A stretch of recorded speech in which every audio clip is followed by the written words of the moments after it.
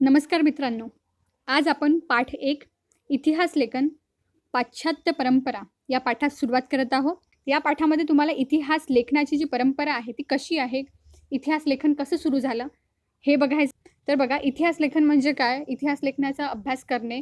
त्याचं खरं उद्दिष्ट काय असतं की ज्या इतिहासकालीन गोष्टी म्हणजे ज्या गेलेल्या दिवसांमध्ये, गेलेल्या काळामध्ये घडलेल्या ज्या घटना आहे, त्या घटनांचा क्रमशः एक ऑर्डरमध्ये त्यांचा अभ्यास करणे, त्या गोष्टींचं संशोधन करणे आणि त्या पूर्ण घटनांचं आकलन करणे, हे खरं इतिहास संशोधनाचं उद्दिष्ट असतं. आणि ही जी आहे ही एक अखंडितपणे चालणारी प्रक्रिया आहे. एखादी गोष्ट घडली, त्या गोष्टीमुळे दुसरी गोष्ट घडते आणि दुसऱ्या गोष्टीमुळे तिसरी गोष्ट घडते. जसं बघा, आता आपल्याकडे कोविड-19 जे आहे, समोर जाऊन भविष्यात हा देखील एक इतिहास राहील. तर कोरोना जेव्हा आला तर लॉकडाऊन झालं. त्यानंतर त्या लॉकडाऊनमुळे मग आर्थिक मंदी आली. सगळ्या ज्या प्रक्रिया आहे, प्रोसेस आहे, त्या कुठेतरी थांबल्या गेल्या. तर ही एक अखंडितपणे चालणारी प्रक्रिया असते. तसंच इतिहासात जर बघितलं, कुठली गोष्ट घडली, ती घडली, त्यानंतर तिचे परिणाम, त्या परिणामानंतर पुन्हा समोर येणाऱ्या गोष्टींचे परिणाम. तर ही एक अखंडित चालणारी प्रक्रिया असते इतिहासात घडलेल्या कुठल्याही गोष्टी. म्हणजे आधी कुठली तरी गोष्ट घडली, त्या गोष्टीमुळे मग दुसरी गोष्ट घडते आणि त्या दुसऱ्या गोष्टीमुळे तिसरी गोष्ट घडते. वैज्ञानिक ज्या पद्धती असतात सायन्सच्या, त्यामध्ये आपण प्रॅक्टिकल करून बघू शकतो. प्रयोग केले जातात, त्यामध्ये प्रायोगिक पद्धती चालतात आणि आपण ऑब्झर्व करू शकतो, ऑब्झर्वेशन असतं. पण इतिहासात घडलेल्या गोष्टी, जसं की आज आपण कोरोनाचं काय घडलं हे आपल्याला माहिती आहे, आपण बघितलेलं आहे, आपण त्यावेळेला होतो. पण इथून येणाऱ्या 20 वर्षानंतरची जी पिढी आहे त्यांना नाही माहीत असणार. त्या गोष्टीचं ते निरीक्षण नाही करू शकणार. इथून येणाऱ्या 20 वर्षांनी जी पिढी आहे त्यांच्यासाठी हा इतिहास राहील, जे आज घडत आहे. तर त्यांना या सगळ्या गोष्टी ज्या आहेत, या ज्या काळात आपण सध्या जगतोय, त्या गोष्टी त्यांना प्रात्यक्षिक करून बघता नाही येणार किंवा त्यांना डायरेक्ट ऑब्झर्वेशन देखील करता नाही येणार. कारण इतिहासातल्या ज्या घटना असतात त्या घडून गेलेल्या असतात, त्या पास्टमधल्या असतात. तो कुठलाही इतिहास जो आपल्यापर्यंत पोहोचतो त्याची एक प्रोसेस असते बघा. त्यावेळेला कुणी ना कुणी उपस्थित असेल, त्यांनी कुठल्या ना कुठल्या भाषेमध्ये लिहिलेल्या गोष्टी असेल, ज्या नंतर आलेल्या 20, 30, 40, 100 वर्षानंतरच्या पिढीला त्या अवगत झाल्या, त्या त्यांना कळल्या, तेव्हा आपल्याला तो इतिहास माहीत पडतो की आधी काय घडलं होतं. ठीक आहे. तर साहजिक आहे तिथे भाषेचा वापर होईल. कुठल्या ना कुठल्या भाषेमध्ये काय घडलं हे लिहिलं जाईल. लिपीचा वापर होईल. कुठल्या ना कुठल्या लिपीमध्ये ते लिहिलं जाईल. याचाच अर्थ की बघा, इतिहासासाठी भाषा आणि लिपी या जाणणाऱ्या तज्ज्ञांची आवश्यकता असते. मराठी भाषेमध्ये जर लिहिल्या गेलेली गोष्ट असली आणि 100 वर्षानंतर मराठी भाषेमधला तज्ज्ञ व्यक्ती जर असला तर त्यालाच समजेल. तर भाषा आणि लिपी जाणणाऱ्या तज्ज्ञांची आवश्यकता असते इतिहास लेखनात.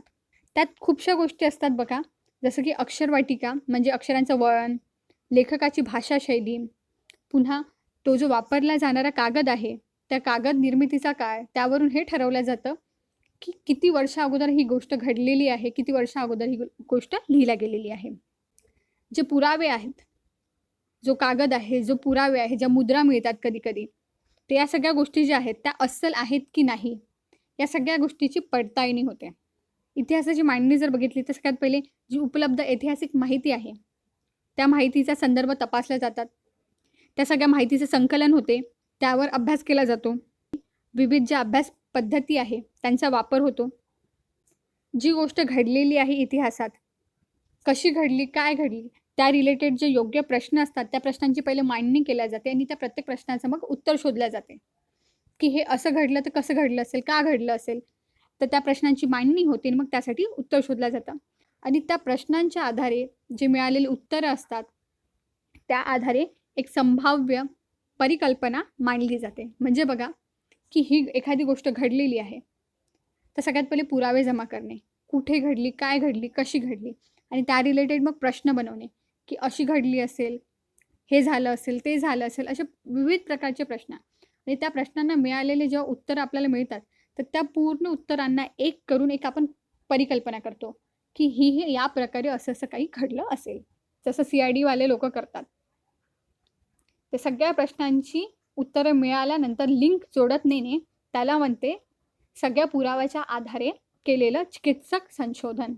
तर जे इतिहासकार जे असतात ना, त्या या सगळ्या ज्या संशोधन पद्धतीमध्ये गोष्टी ज्या दिलेल्या आहे, जे पॉईंट्स मांडलेले आहे, त्या पद्धतीने ते चालतात, त्या पद्धतीने ते कामे करतात आणि मग त्यानंतर आपल्याला इतिहासाची जे पूर्ण डिटेल्स माहिती आहे ते आपल्याला माहीत पडते. इतिहास संशोधनास सहाय्यभूत होणाऱ्या विविध ज्ञानशाखा आणि संस्था आहेत. जसं की बघा, पुरातत्व, अभिलेखागार, हस्तलिखितांचा अभ्यास, पुराभिलेख, अक्षरवाटिकाशास्त्र, भाषा रचनाशास्त्र, नाणकशास्त्र, वंशावळीचा अभ्यास इत्यादी. तर हे सगळ्या गोष्टी काय बघा, तुम्हाला डिटेलमध्ये सांगते मी. पुरातत्व म्हणजे पुरातन काळात ज्या गोष्टी घडत होत्या त्याचे रिलेटेड अभ्यास. अभिलेखागार, वेगवेगळं लिखाण, हस्तलिखितांचा वापर वेगवेगळा, ते काय असतं त्याच्या रिलेटेड अभ्यास. त्याच्या रिलेटेड जो अभ्यास करेल तेव्हा गोष्टी माहिती पडेल ना. तसेच पुराभिलेख, पुरातन काळात लिहिल्या गेलेले लेख, वेगवेगळ्या प्रकारचे जे अक्षरवाटिकाशास्त्र म्हणजे काय, त्यामध्ये वेगवेगळ्या प्रकारच्या अक्षरांचा अभ्यास करणे, अक्षरवर्णांचा अभ्यास करणे, वेगवेगळ्या भाषा रचनांचा अभ्यास करणे. नाणकशास्त्र, विविध प्रकारचे जे नाणे असतात, कोणत्या काळात कोणते नाणे होते, कसे नाणे होते, कोणत्या धातूचे नाणे होते, या सगळ्या गोष्टींचा अभ्यास म्हणजे नाणकशास्त्र. वंशावळीचा अभ्यास, अशा खूप साऱ्या शाखा आहेत. तर अशा शाखा असतात, या शाखांमध्ये आपण वेगवेगळ्या ज्या ब्रांचेस आहेत तिथे आपण अभ्यास करतो आणि तेव्हा आपण वेगवेगळ्या लेवलचा रिसर्च करू शकतो. तर इतिहास लेखनाची जी परंपरा आहे ती कशी आहे ते जाणून घेऊया. इतिहासात घडलेल्या गोष्टींचा पुरावे, चिकित्सकपणे त्या पुराव्यांचं संशोधन करणे आणि त्या भूतकाळात घडलेल्या गोष्टींची योग्य रीतीने मांडणी करणे, या लेखन पद्धतीला इतिहास लेखन पद्धती असं म्हणतात. जो या गोष्टीचं संशोधन करतो त्या संशोधकाला इतिहासकार असं म्हणतात. तर बघा, जुना इतिहास आपल्यापर्यंत पोहोचला कसा. तेव्हा बुक, पेन, पेन्सिल नव्हतं, कम्प्युटर पण नव्हता. तर त्यावेळी असं काय होतं जिथे या सगळ्या इतिहास जो आहे जुन्या पिढीने जतन करून ठेवला. गुहाचित्राद्वारे ज्या गुहा राहत होत्या, जिथे लोक राहायचे, त्या पूर्ण गुहेमध्ये चित्रांनी ते सगळ्या स्मृतीचं जतन करायचे, त्यावर ते ड्रॉइंग्स काढायचे. तसंच कहाण्यांचे कथन करायचे. गीत म्हणजे गीताच्या याच्यात पूर्ण मांडणी करायचे, काय घडलं काय नाही. पोवाड्याचं गायन राहायचं, त्यामध्ये सगळं मांडलेलं असायचं की काय घडलं होतं. अशा अनेक परंपरा होत्या ज्या जगभरात म्हणजे आधी ज्या घडलेल्या गोष्टी आहे अति प्राचीन, त्या गोष्टी आजपर्यंत या माध्यमातून ज्या जुन्या इतिहासात घडलेल्या ज्या गोष्टी आहेत त्या आपल्यापर्यंत पोहोचवता आल्या. तर इथे तुम्हाला एक चित्र दिसत आहे, शिलालेख आहे, दगड आहे. शिलालेख म्हणजे एका शिलेवर दगडावर केलेला लेख, लिहिलेला लिखाण शिलालेख. हे अतिशय प्राचीन असं आहे. फ्रान्समध्ये हे लूव्र या संग्रहालयात ठेवलेलं आहे. तुम्हाला इथे दिसत असेल, काय दिसतंय बघा, ऑब्झर्व करा.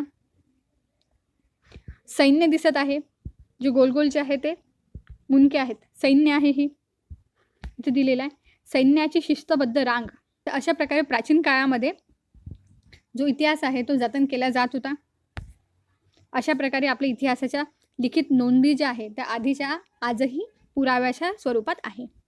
इतिहासातल्या ज्या घटना आहे त्या घटना लिखित स्वरूपात ठेवण्याची जी आहे म्हणजे नोंद करून ठेवण्याची जी परंपरा आहे ती मेसोपोटेमियातील सुमेर संस्कृतीमध्ये झालेली आहे.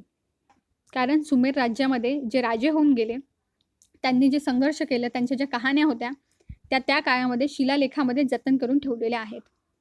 आणि त्यातलं सगळ्यात जुनं प्राचीन जे शिलालेख आहे ते जवळपास 4500 वर्षापूर्वीचं आहे. आणि त्या शिलालेखावर सुमेरमधले जे 2 राज्य होते त्या राज्यामध्ये जे युद्ध झाले होते त्या युद्धाची नोंद करून आहे.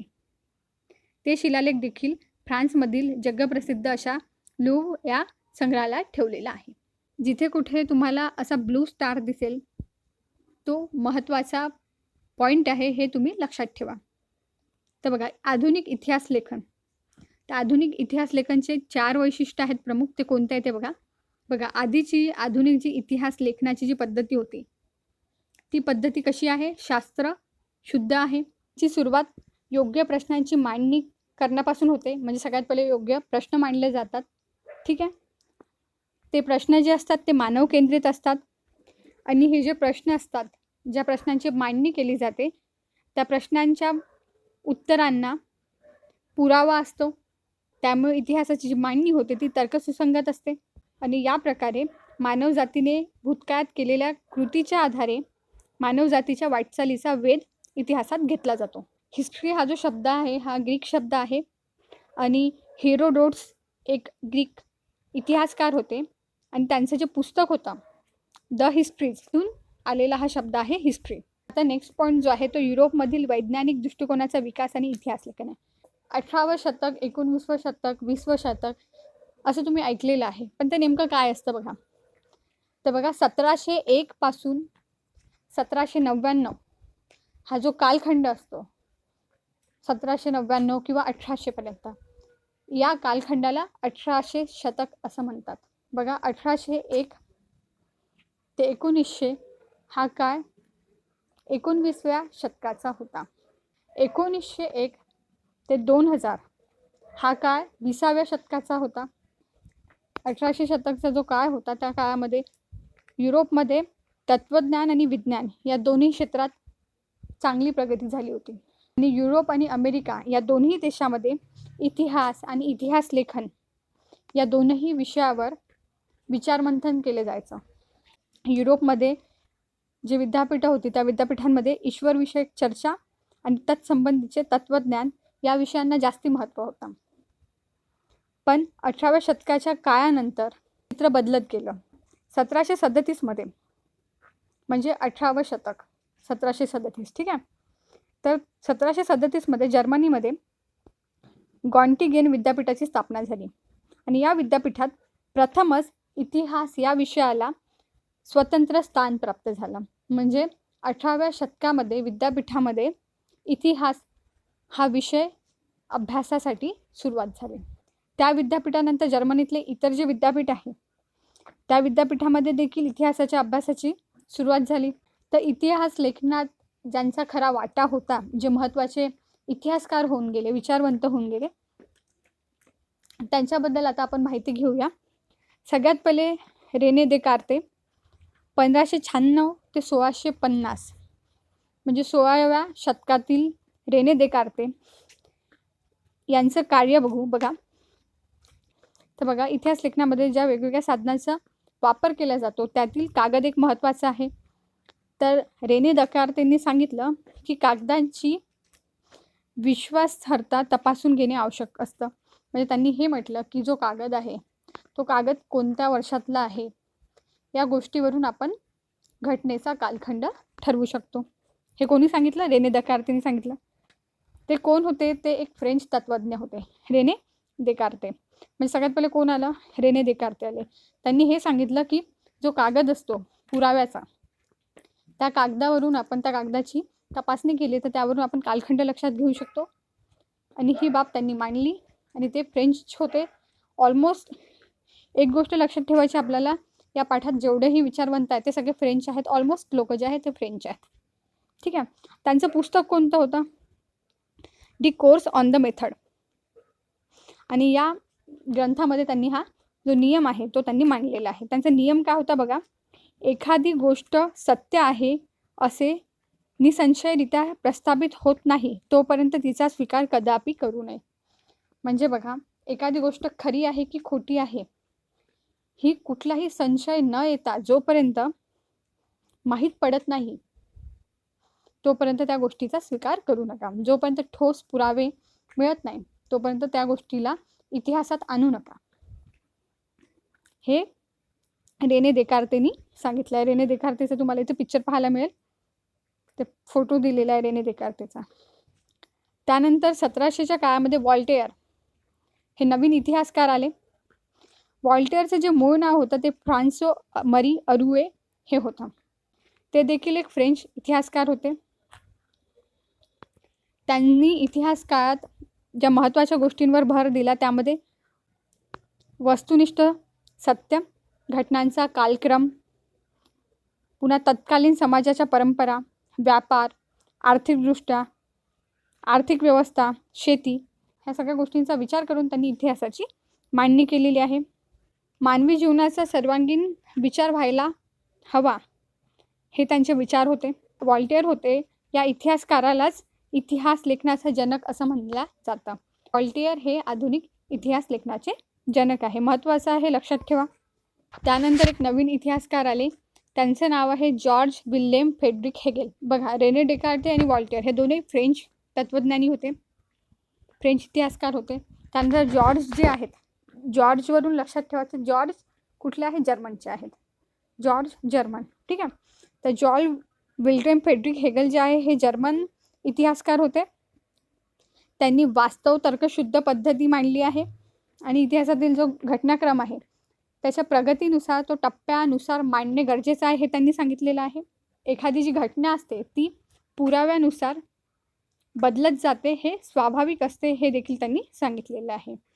तर जॉर्ज जे आहेत त्यांनी एन्सायक्लोपीडिया ऑफ फिलॉसॉफिकल सायन्स हा ग्रंथ लिहिलेला आहे. जॉर्ज यांनी लिहिलेलं रिझन इन हिस्ट्री हे पुस्तक देखील प्रसिद्ध आहे. काही टर्मिनॉलॉजीज ज्या आहे ज्या विचारू शकतात बघा. द्वंद्ववाद म्हणजे डायलेक्टिक्स म्हणजे काय असते, खरे खोटे, चांगले वाईट या गोष्टीचा अभ्यास करण्याची जी पद्धती आहे त्याला डायलेक्टिक्स किंवा द्वंद्ववाद असं म्हणतात. त्यानंतर जे इतिहासकार आले ते लिओपोल्ड वॉन रँके, ते 19व्या शतकात आले. ते बर्लिन येथील विद्यापीठात होते. तर इतिहास संशोधनाची चिकित्सक जी पद्धती आहे ती कशी असायला पाहिजे हे रँके यांनी सांगितलं. आणि जे मूळ दस्तावेज असतात, मूळ जे डॉक्युमेंट आहे त्या डॉक्युमेंटच्या आधारे जे मिळालेली प्राप्त झालेली जी माहिती आहे ती सर्वात महत्त्वाची असते, त्यावर त्यांनी भर दिला. आपण बघितलं की काल्पनिक गोष्टी ठरवल्या जात होत्या आणि त्यावरून इतिहासाचा अंदाज लावला जात होता. या गोष्टींवर त्यांनी टीका केली. म्हणजे जे मूळ ओरिजिनल डॉक्युमेंट्स आहे त्या गोष्टीला त्यांनी ग्राह्य धरलं आणि ज्या काल्पनिक गोष्टी आहेत त्या गोष्टींची त्यांनी टीका केली. तर रॉन्के यांचे पण काही ग्रंथ आहेत, जसं the theory and practice of history, त्यानंतर the secret of world history, हे 2 ग्रंथ रॉन्के यांचे आहेत. त्यानंतर कार्ल मार्क्स आले 19व्या शतकात. जेव्हा कार्ल मार्क्स आले हे असे इतिहासकार होते की त्यांच्या ज्या सिद्धांत त्यांनी जे मांडले त्यामुळे इतिहास जो आहे तो इतिहास लेखन जे आहे ते पूर्णपणे बदललं. इतिहास जो असतो तो अमूर्त कल्पनांचा नसून जिवंत माणसांचा असतो. ही एकदम खरी गोष्ट आहे बघा. म्हणजे समाजातील ज्या वेगवेगळ्या घटकांचा त्यांनी विचार केला, छोट्या ज्या गोष्टी होत्या समाजाच्या, मानवाच्या, त्यांच्या मूलभूत गरजांच्या, ह्या सगळ्या गोष्टीला महत्त्व देऊन त्यांनी इतिहास कसं लिहायचा, इतिहास लेखन कसं व्हायला पाहिजे या सगळ्या गोष्टींची त्यांनी मांडणी केली. तर इतिहास जो घडतो, इतिहास जो असतो तो एक पर्टिक्युलर एखाद्या गोष्टीशी निगडीत असतो असं नाही, तर तो मानवाशी निगडीत असतो, तो निर्माण होणाऱ्या परिस्थितीशी निगडीत असतो, तो वातावरणाशी निगडीत असतो, निसर्गाशी निगडीत असतो. त्या सगळ्या गोष्टीचा विचार करून इतिहास मांडला जातो, हे कार्ल मार्क्स यांनी सांगितलेलं आहे. मार्क्स यांचा देखील एक ग्रंथ आहे, तो जगप्रसिद्ध आहे आणि त्या ग्रंथाचं नाव आहे दास कॅपिटल. त्यानंतर समोर 20व्या शतकात ॲनस प्रणाली आली. प्रणालीची सुरुवात फ्रान्समध्ये झाली. ही प्रणाली काय होती? तर ही प्रणाली ही होती की इतिहासाचा जो अभ्यास आहे तो फक्त राजकीय घडामोडी, राजे, महान नेते आणि त्या अनुषंगाने जे राजकारण होतं, युद्ध यांच्यावर फक्त केंद्रित न करता इतर जे घटक आहे जसं तत्कालीन हवामान, स्थानिक लोक, शेती, व्यापार, तंत्रज्ञान, दळणवळण, संपर्काची साधने, सामाजिक विभागणी आणि समूहाची मानसिकता या इतर विषयांना देखील तेवढंच महत्त्व या ॲनल प्रणालीमध्ये दिलेलं होतं. तर हे सगळे जे घटक आहे हे महत्त्वाचे आहेत असं ॲनल्स प्रणालीचं म्हणणं आहे. जसं हळूहळू विकास होत जातो तसं इतिहास लेखनामध्ये देखील विकास होत गेला.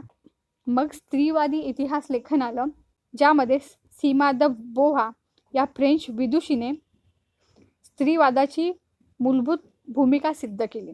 आणि स्त्रीवादी इतिहास लेखनामध्ये काय झालं की इतिहास लेखनाच्या क्षेत्रात जे पुरुषप्रधान दृष्टिकोन आहे त्यावर पुनर्विचार करण्यावर भर दिला.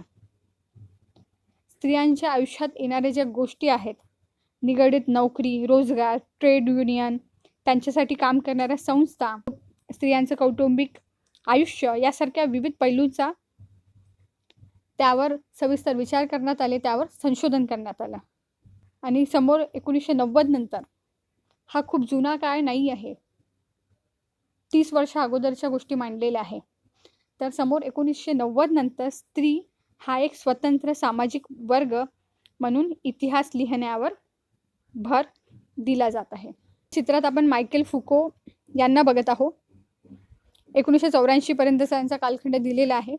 हे 20व्या शतकातील फ्रेंच इतिहासकार आहेत. जॉर्ज आपण बघितलं होतं, जॉर्ज जे इतिहासकार होते ते जर्मनचे होते, बाकी ऑलमोस्ट जे आहेत ते फ्रेंच इतिहासकार आहेत. तर मायकेल फुको हे देखील फ्रेंच आहेत. यांचा जो ग्रंथ आहे तो आर्किओलॉजी ऑफ नॉलेज म्हणून आहे. इतिहासात जी मांडणी केली गेली आहे कालक्रमानुसार अखंड मांडणी, ही मांडणी जी आहे पद्धतच चुकीची आहे. जे आधी कुठल्या एका सायंटिस्टने जी गोष्ट म्हटली ही पद्धती चुकीची आहे असं मायकेल फुको यांचं म्हणणं होतं. आणि फुको यांनी इतिहासातील स्थित्यंतराचे स्पष्टीकरण देण्यावर भर दिला आणि म्हणून त्यांना ज्ञानाचे पुरातत्व असे म्हटले जातात. आपण बघितलं आधुनिक इतिहास लेखनाचे जे जनक आहेत ते कोण आहे, ते वॉल्टेअर आहे. आणि ज्ञानाचे पुरातत्व हे मायकेल फुको आहेत. इतिहासकारांनी पूर्वी विचारात न घेतलेल्या ज्या इतर गोष्टी आहे, जे विषय आहे, जसं की मनोविकृती, वैद्यकशास्त्र, तुरुंग व्यवस्था, या सर्व गोष्टी देखील फुकोंनी इतिहास लेखनात कन्सिडर केल्या आहे. नंतर त्या मांडल्या आहे की या गोष्टी देखील महत्त्वाच्या आहे इतिहास लेखनात, हे फुको यांनी सांगितलं आहे. तर अशा प्रकारे जे आधुनिक विकास लेखन आहे, या विकास लेखनाचा विकास होत गेला. साहित्य, स्थापत्य, शिल्पकला, चित्रकला, संगीतकला, नृत्यकला, नाट्यकला, चित्रपट निर्मिती, दूरदर्शन यासारख्या विविध विषयांचं स्वतंत्र इतिहास लिहिले जाऊ लागले. तर आशा करते तुम्हाला पाठ समजला असेल. प्रश्न उत्तरं दिलेले आहे, ते तुम्ही बघून घ्या. काही अडचणी आल्या तर मला मेसेज करून कळवा. तुम्ही कमेंट करू शकता. व्हिडिओ आवडला असेल तर व्हिडिओला नक्की लाईक करा, तुमच्या मित्रांसोबत शेअर करा. जे स्टार मार्कने दिलेले जे गोष्टी आहेत या पाठात तुम्ही बघितल्या त्या महत्त्वाच्या आहे.